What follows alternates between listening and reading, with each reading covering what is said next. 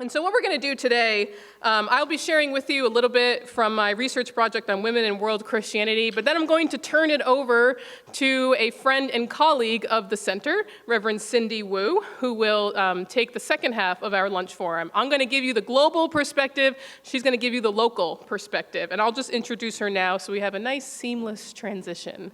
So Reverend Cindy M. Wu is the co-founder of Mosaic Formation, a spiritual formation ministry she and her husband co-founded to serve leaders serving marginalized and underserved communities.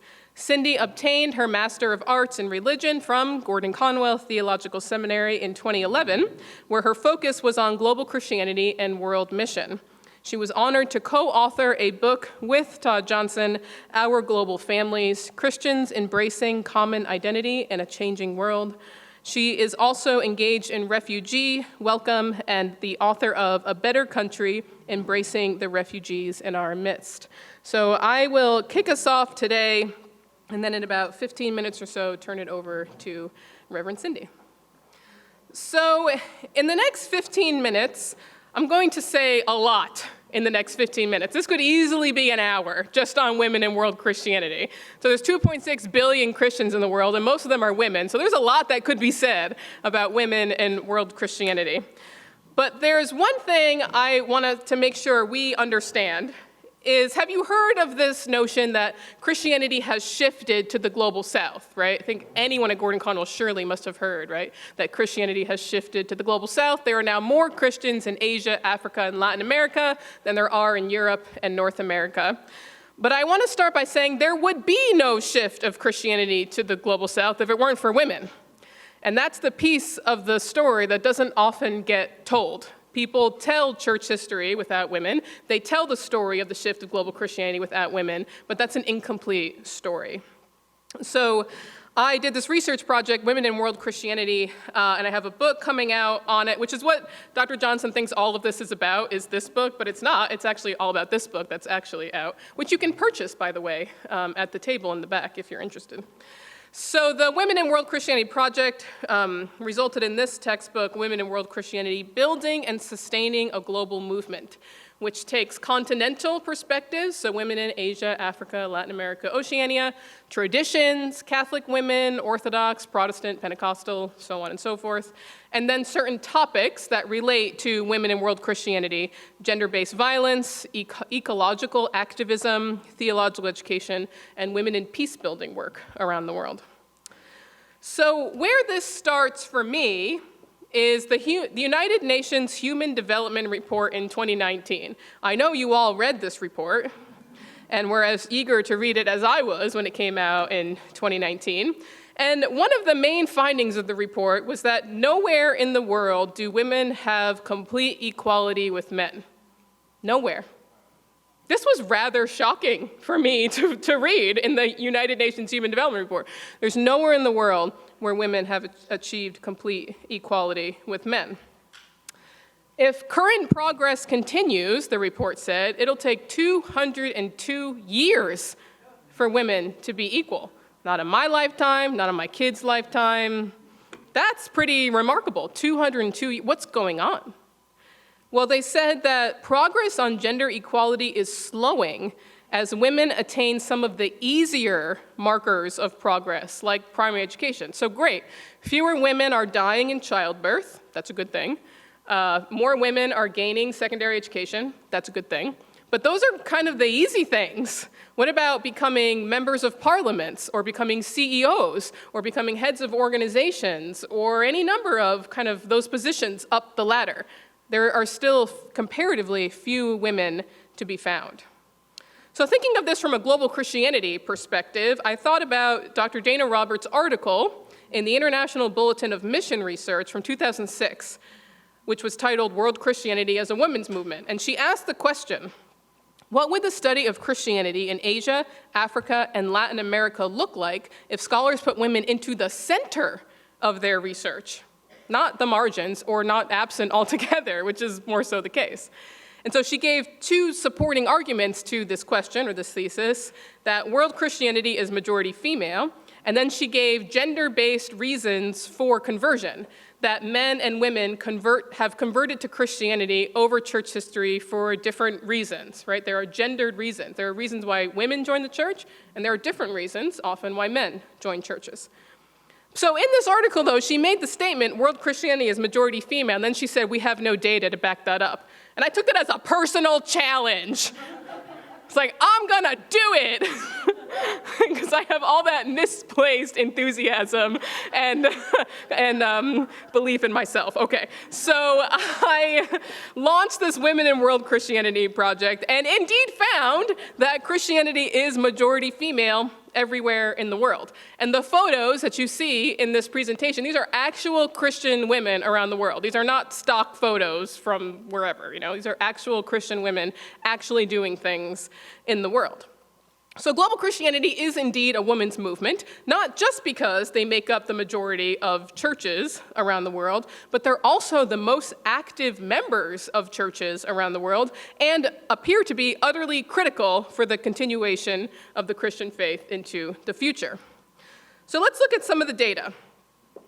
Overall, my research showed that Christianity is 52% female. And what we track here in the Center for the Study of Global Christianity is affiliation. So these are people who self-identify as Christians by being members of a Christian church. So this is not belief in God, it's not church attendance, it's not any of that stuff. So you see these bars here. It says that, for example, all of Europe, the general European population is 52% female, but Christians are 53% female. And you might be thinking, wow, this is really uninteresting. And you'd be right. So the world's population is 50% female, and Christianity is 52% female. That's not a very interesting research finding. So let's keep going.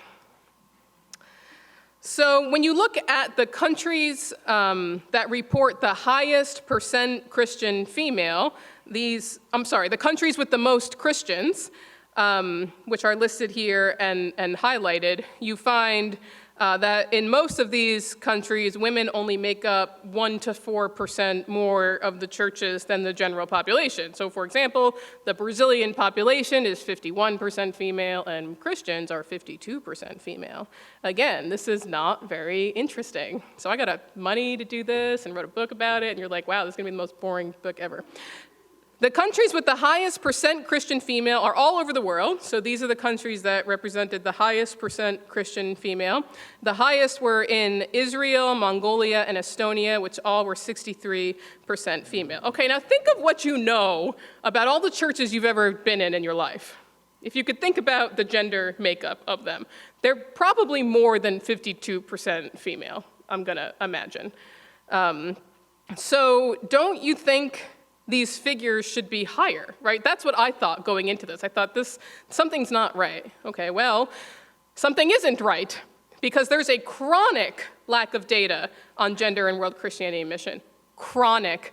I thought this project was over before it even started, to be honest, because we had just come off of 5 years of writing the World Christian Encyclopedia, which is gathering data on every denomination in every country of the world. And I thought, this will be easy. I'll just go back to all the data that we collected over that 5-year period and just reanalyze it through a gender lens.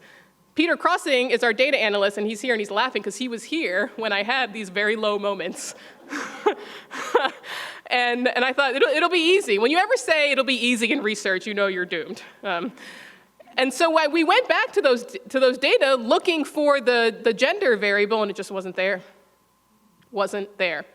So one of two things is true. Either groups are not collecting information on gender at all, which is strange because they collect information on everything. How many people come, how much money they have, how many baptisms, how many ministries. Like, Christianity is quantified. There's a lot of data out there, but they're not collecting information on men and women, or they're collecting it and they're not reporting it. And I talked to a historian friend of mine who's spent a lot of time in archives of USA denominations, and she leaned in real close. And she's like, Gina, they know. I was like, what do you mean they know? And she's like, I've seen the receipts, I've seen the archives. They know, and they don't want to report it because they're ashamed their churches are all women. I was like, oof. So What did I do? So we ended up with these kind of broad brush measures, which resulted in this 52% female thing, which is really unsatisfying. But when you nuance the data, when you look at the qualitative information, when you look at the on-the-ground research of what people are doing around the world, a different picture emerges.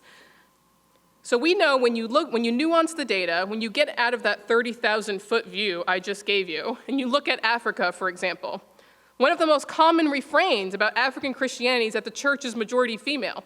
Women were among the first converts to Christianity, and in most places, women are the drivers of church life, whether they're in official leadership capacities or not. So here's some examples of this nuancing of the data. The Catholic Church in Benin. Women are very active in the church, this person boasted. For instance, women are the majority in church attendance everywhere. Women do everything. Coming to the church, you'll find out the population of women is greater. Women could be about 80%, while men would be something like 20% in attendance. 80-20, that's a lot more than 52.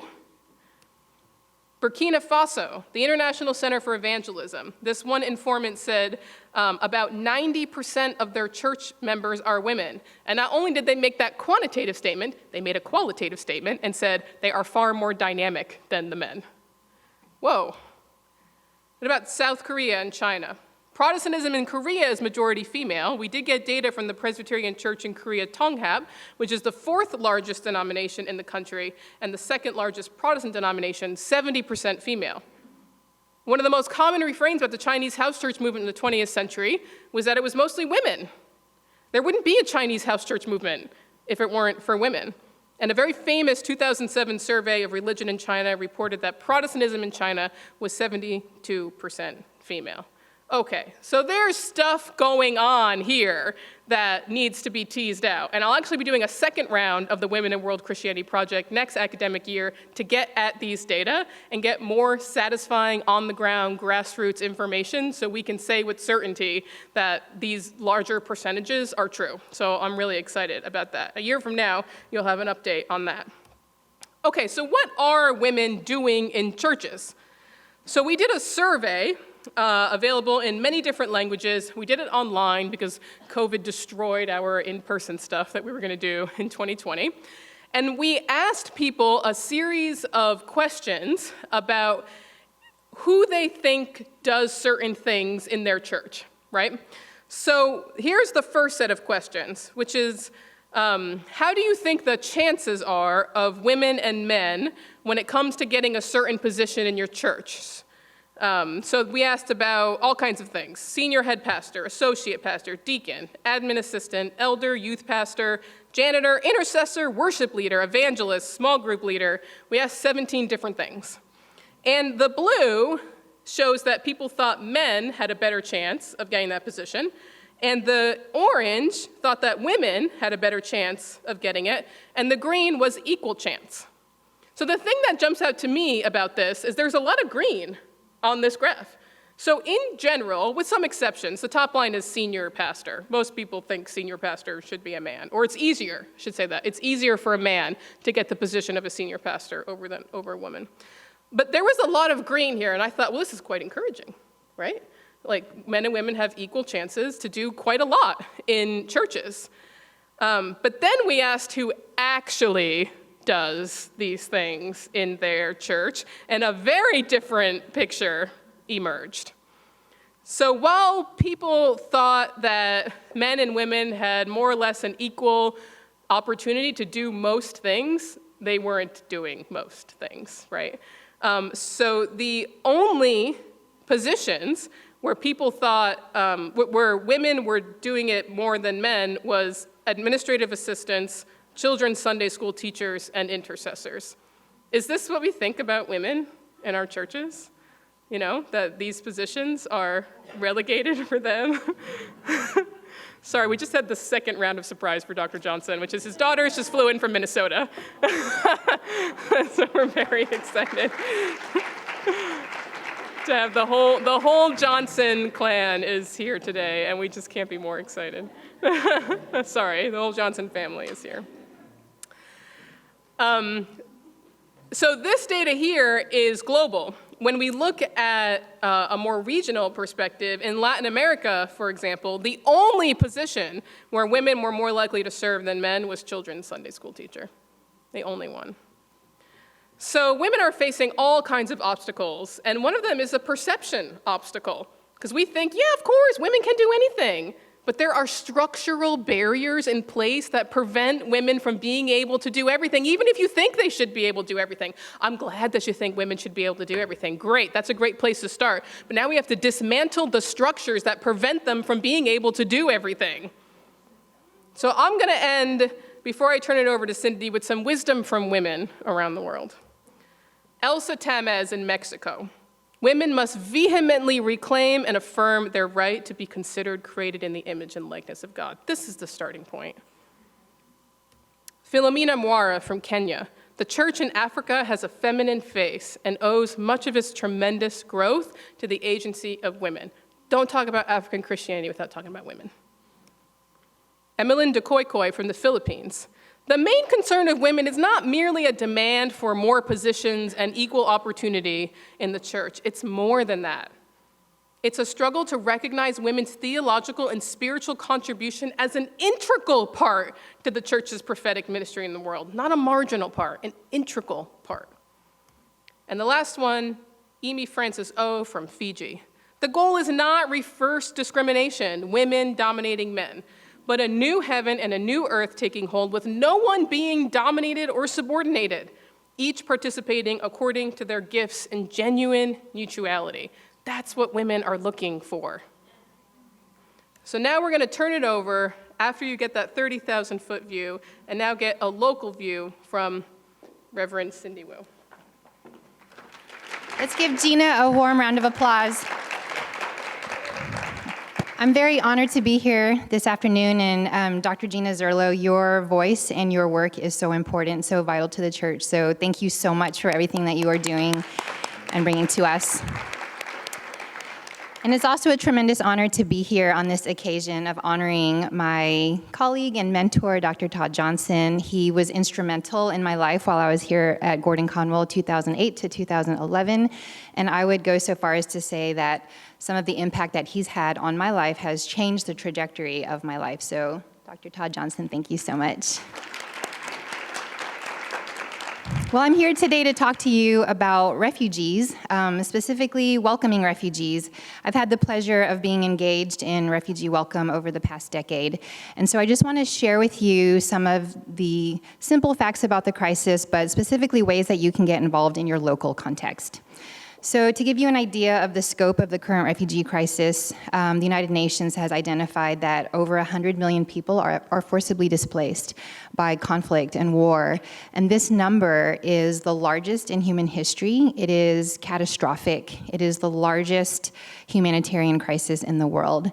And of the 100 million forcibly displaced, 33 million of them are counted as refugees, who are people who fall into a specific category of persecuted for reasons of race, religion, nationality, political opinion, or membership in a particular social group, and they are also outside of the boundaries of their country of origin.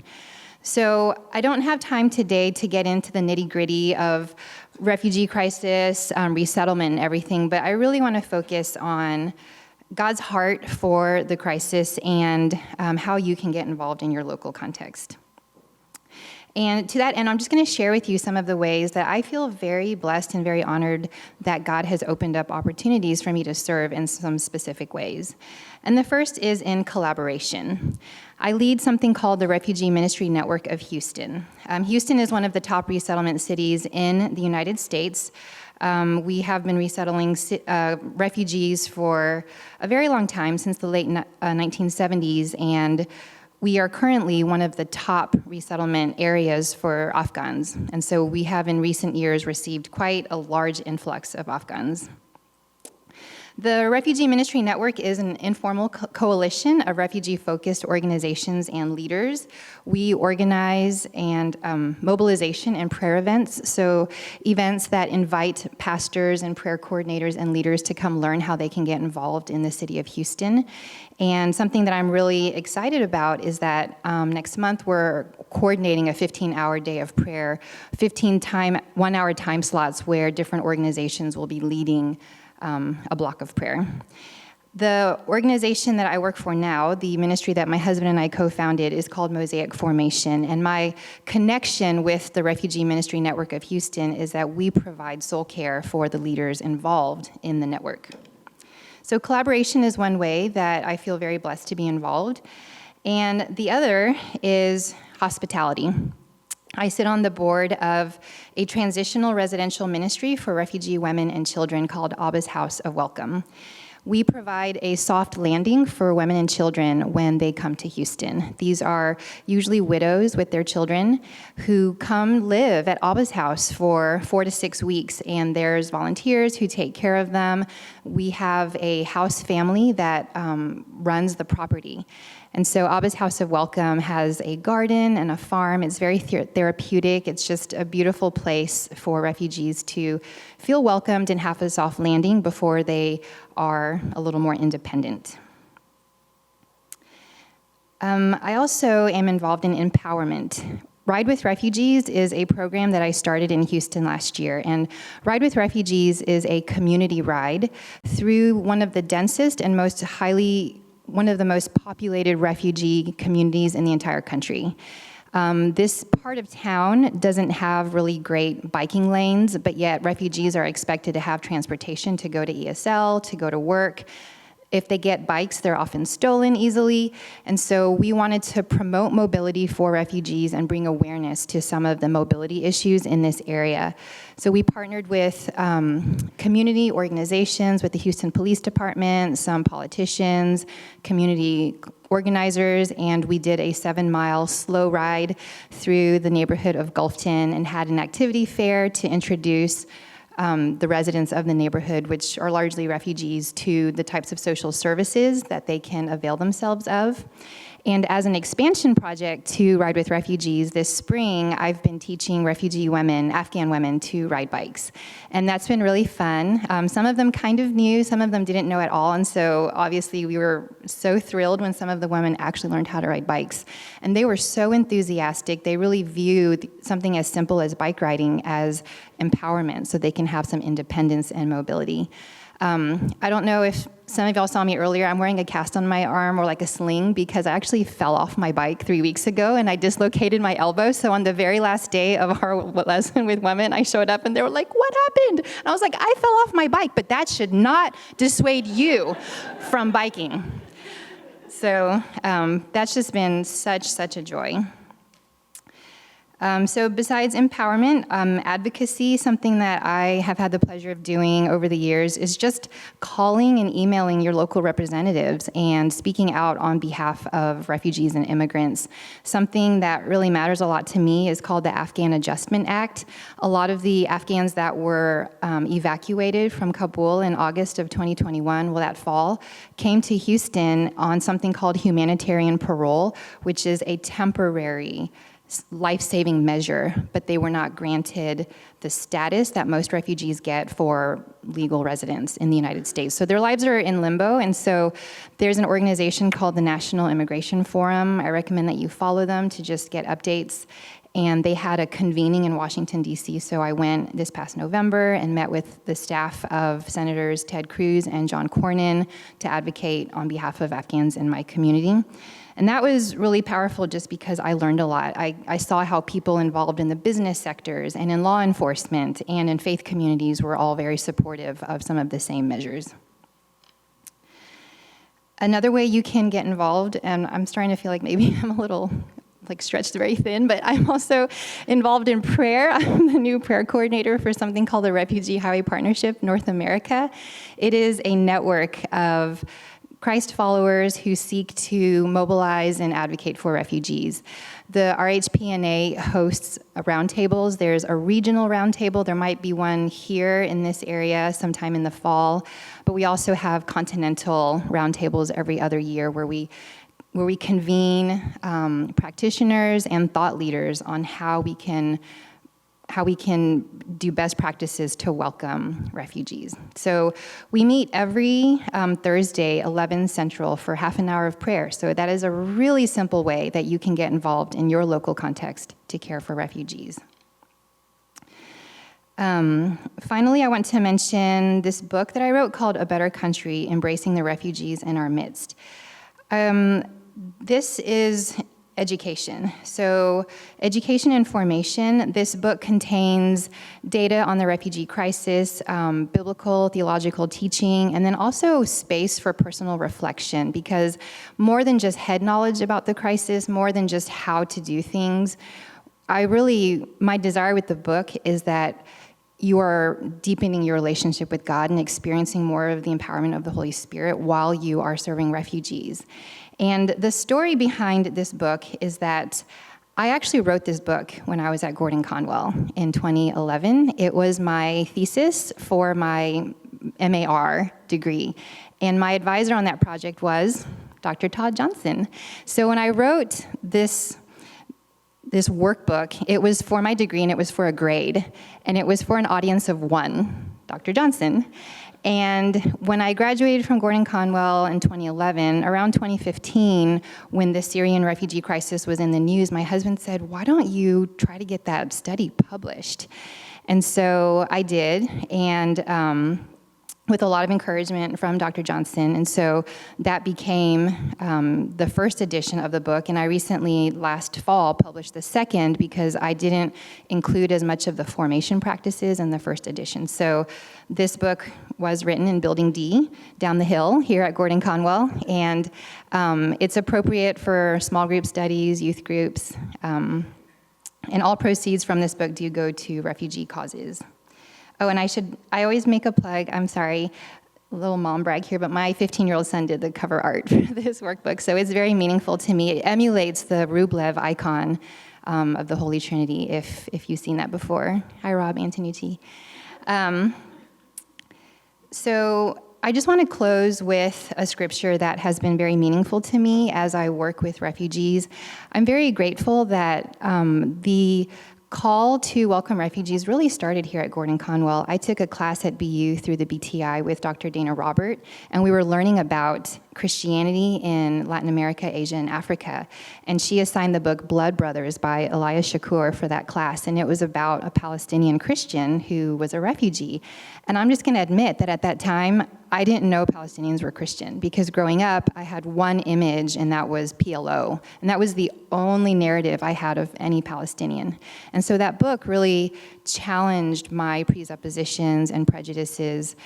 And so once I started to read that book, I took classes with Dr. Johnson, and my mind just started to feel really moved towards persecuted peoples, and especially those who were in my hometown of Houston, Texas. So that's really, it was here where I started to feel called to caring for refugees.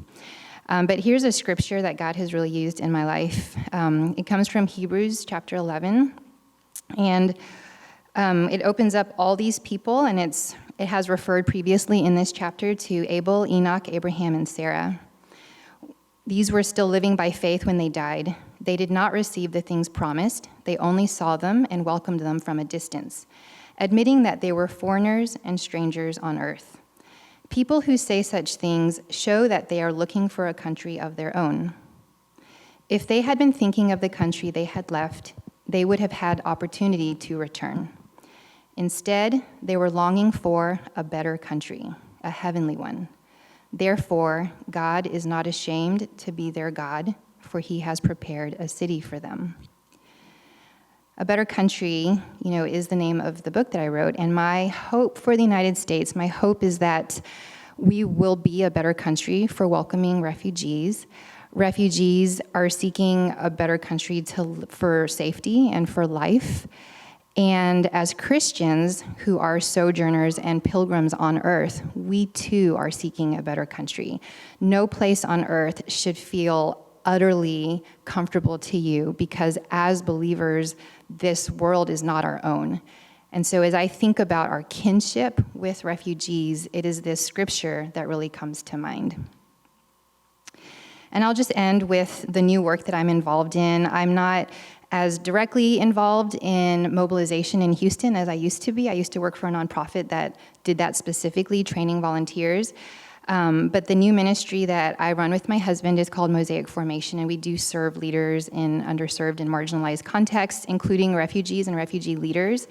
And some of the things that we offer are intercultural intelligence training, Enneagram, self-awareness type of formation, training, and teaching. And our financial model is free. We offer it because we want to freely allow people to freely give and freely receive. And so this is open to anyone who wants to grow in self-awareness, who wants to deepen in spiritual formation, because our heart is to see practitioners who are reflective. And so if you want to get in touch with me, I just put my contact information there. And once again, it's such an honor to be here with all of you today. There's kind of this neat reunion of sorts of people who have been connected with the center, people that I feel very honored to know in my life. So thank you again for your attention, and I'm going to turn it back over to Gina.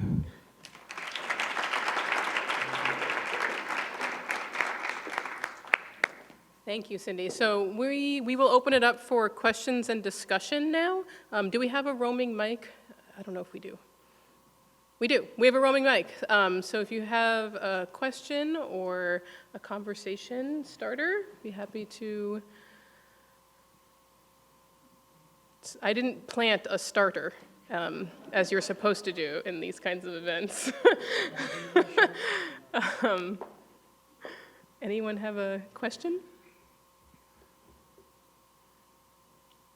The one, yes. No, oh, I thought you were gonna, okay, that's.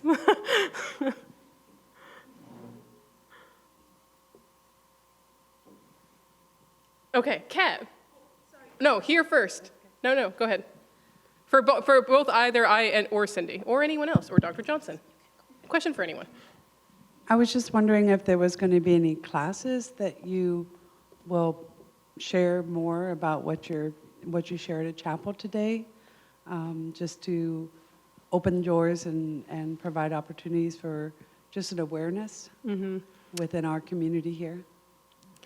So I will not be offering any classes at Gordon-Conwell, but next academic year I'll be a visiting professor at Harvard Divinity School, where I'm doing the next round of research. And I will be teaching a class on women in world Christianity down at HDS, which you can take through the BTI. So I encourage you to do that if you're able. Kat. This is a really general question.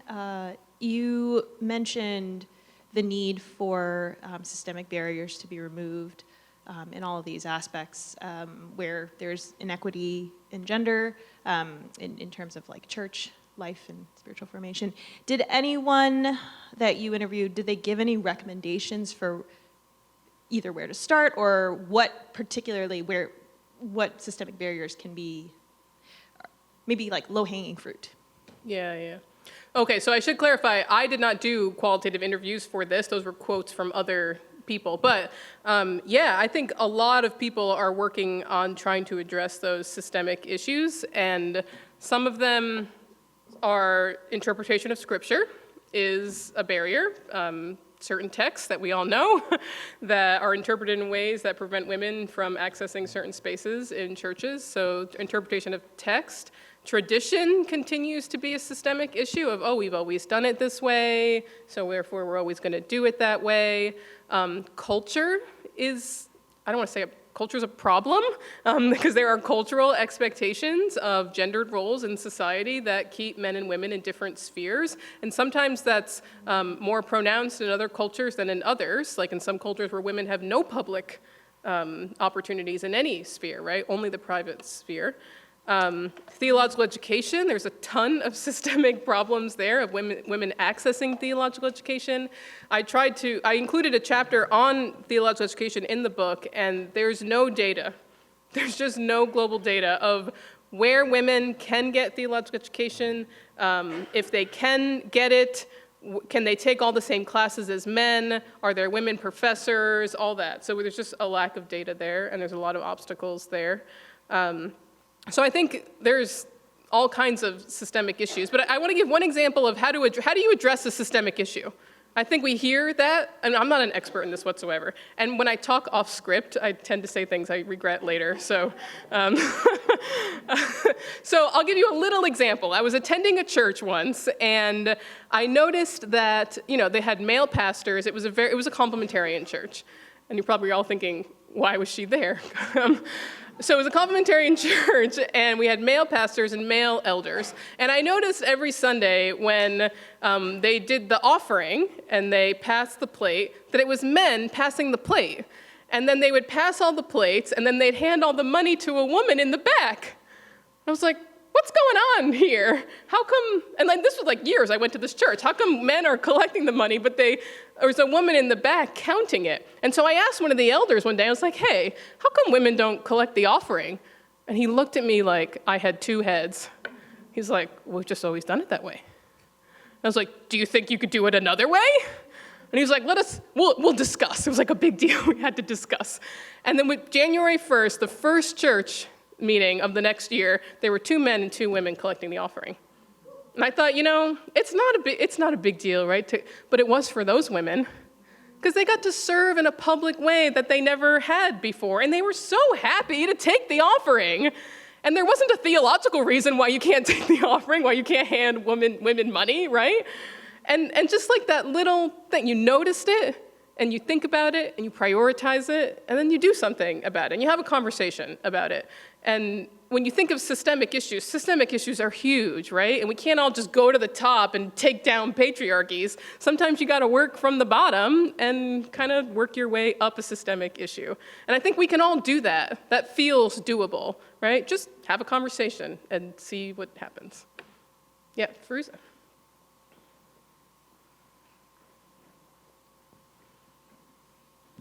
I'm looking forward to reading your book. Something that interests me is, did you address the export of the Western theology that happens in native churches? Becoming a believer in Uzbekistan, as you said, majority of us were women, and we were leading the church. But as soon as 5, 10 years, there were 100 of us, and most of us were women. We were leading the church, but within 10 years, there were some men who became believers, and whether they were gifted or not, they were given positions of a pastor or an elder, and women were pushed out into, you can teach Bible study. And that came from Western theology. Yep.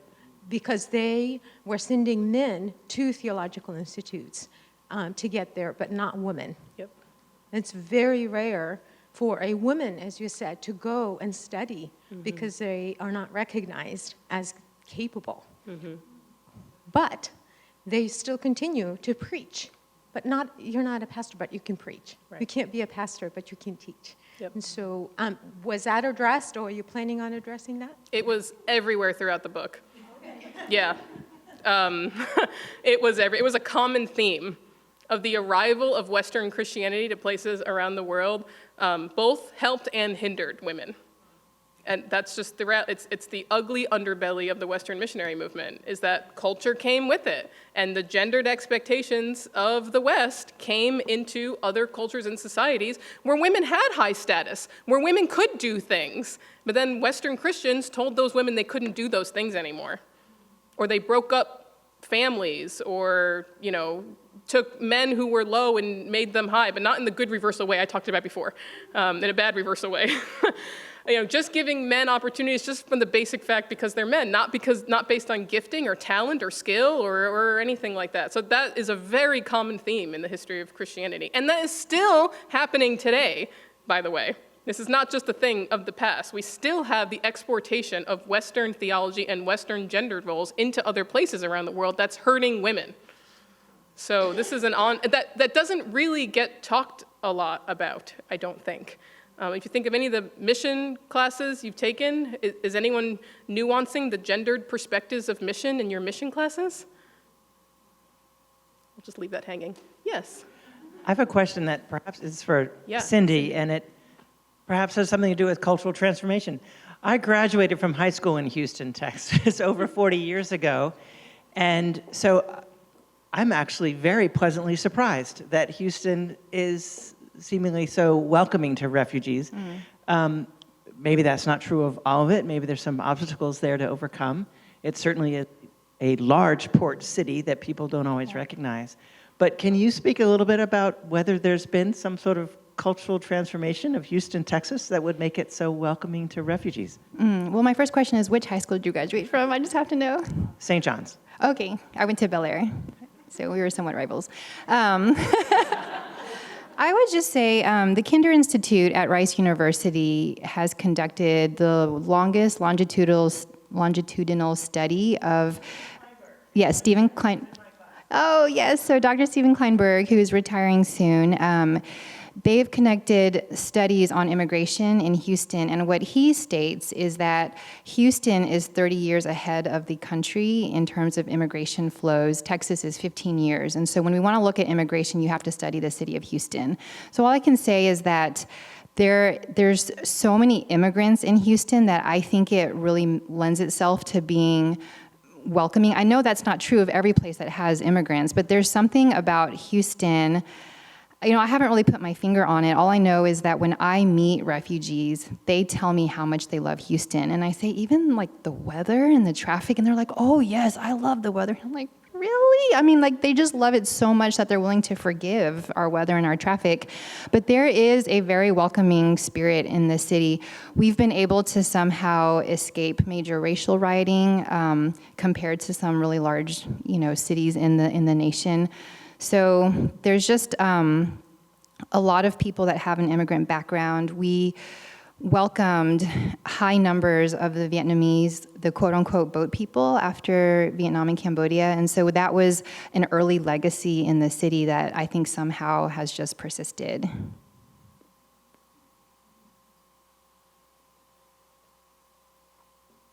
Any other questions?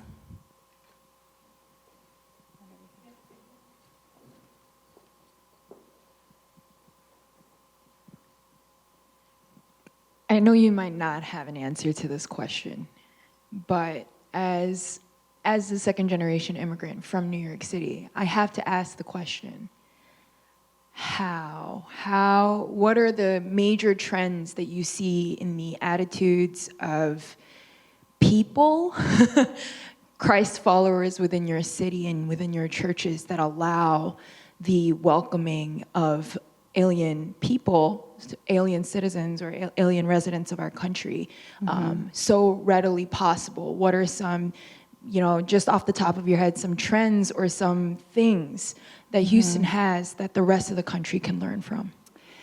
So I'll be the first to also point out the fact that our governor and some of our senators are actually not very supportive of resettlement.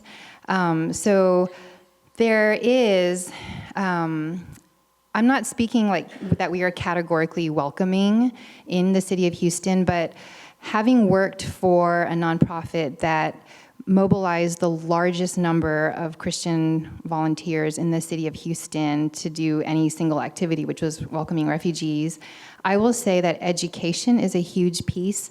We find that when you start to teach people the data about refugees, there's a lot of misconceptions and false information that people have. A lot of times you conflate refugees with asylum seekers, with people, they just lump a lot of people in different categories. And so not to make the case that like one is necessarily more worthy of help than the other category, but what happens is people realize that they don't understand as much as they thought.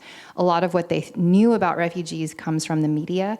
And so I think education is a really big piece. I think providing opportunities to get to know a refugee or an immigrant, then you see that they're so similar to you and that you have a lot to learn from them as well. So I think in my context, so speaking anecdotally, it is education and then creating opportunities for friendship that have transformed people's hearts.